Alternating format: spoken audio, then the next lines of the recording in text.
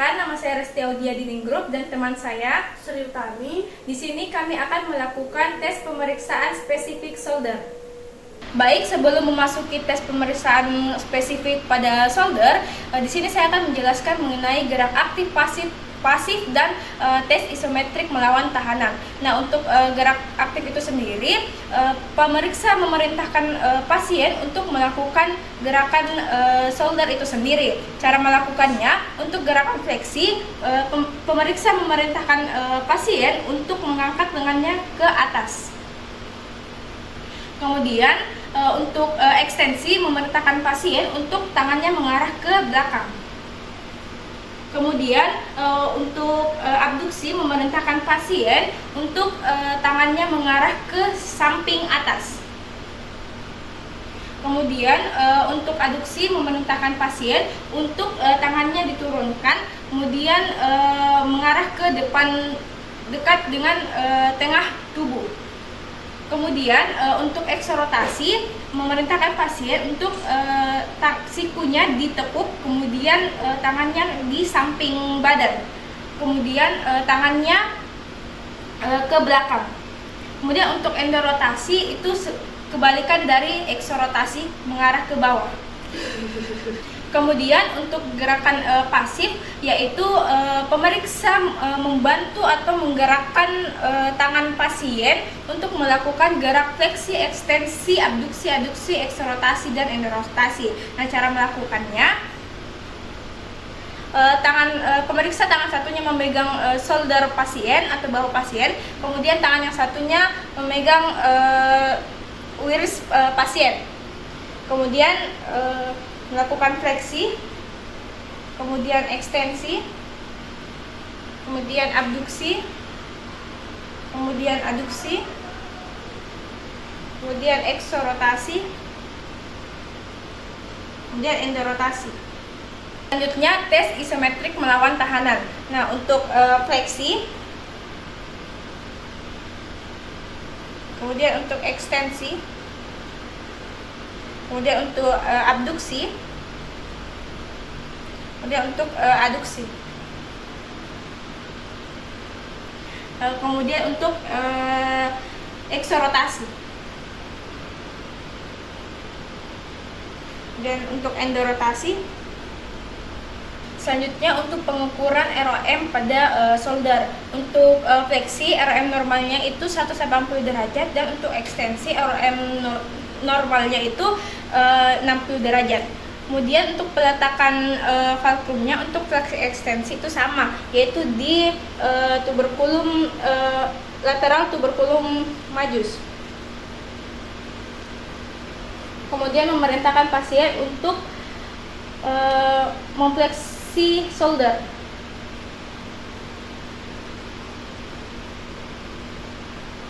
Kemudian meminta pasien untuk mengekstensikan solder.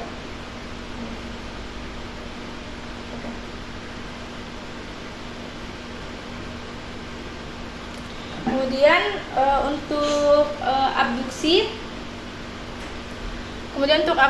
ROM normalnya itu 180 derajat, dan untuk aduksi itu ROM normalnya itu 50 derajat.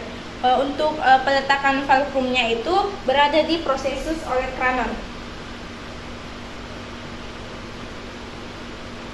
Kemudian meminta pasien untuk mengabduksikan solder.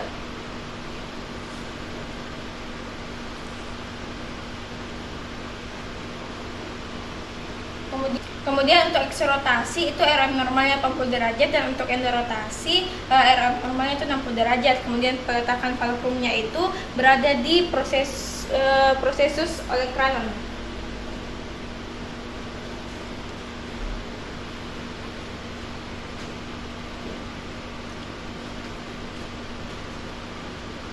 Kemudian meminta pasien untuk melakukan gerakan eksorotasi. Kemudian meminta pasien untuk melakukan gerakan endorotasi.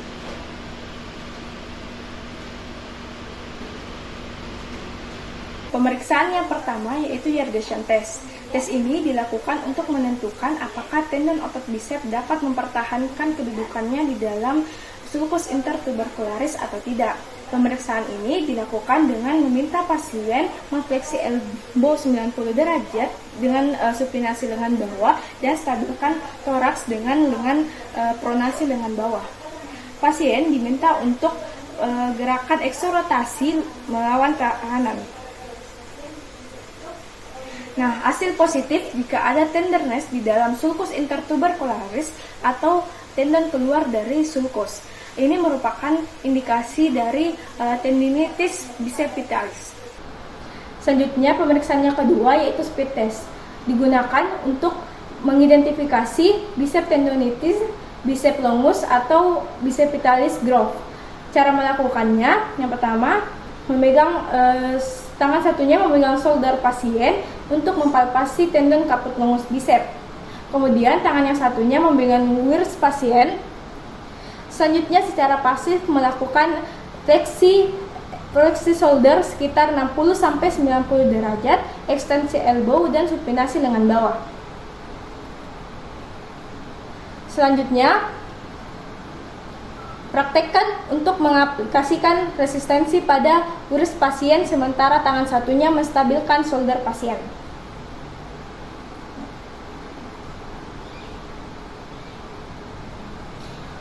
Hasilnya, ketika positif, nyeri pada tendon bicep atau dalam bicepitalis growth.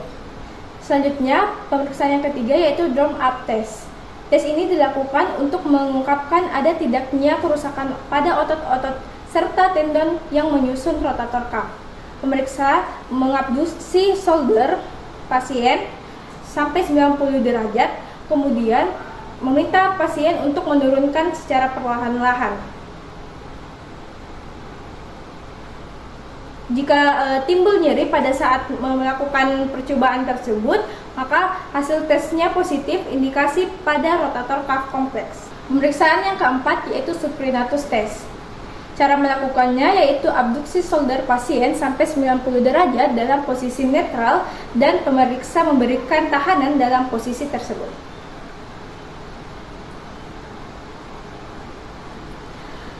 Tahanan terhadap abduksi diberikan oleh pemeriksa sambil melihat apakah ada kelemahan atau nyeri yang menggambarkan hasil tes positif. Jika hasil tes positif indikasi ada kerobekan atau cedera otot atau tendon supraspinatus. Selanjutnya, pemeriksaan yang kelima yaitu apprehension test. Tes untuk mendeteksi instability shoulder bagian anterior.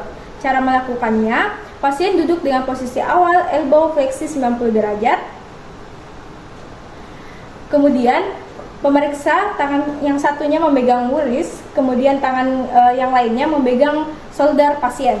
Kemudian secara pasif menggerakkan lengan pasien ke arah abduksi shoulder sekitar 90 derajat, kemudian full eksorotasi. Apprehension test disertai rasa cemas pasien saat lengan dieksorotasi, maka hasilnya positif test. Selanjutnya yang keenam yaitu Allen test.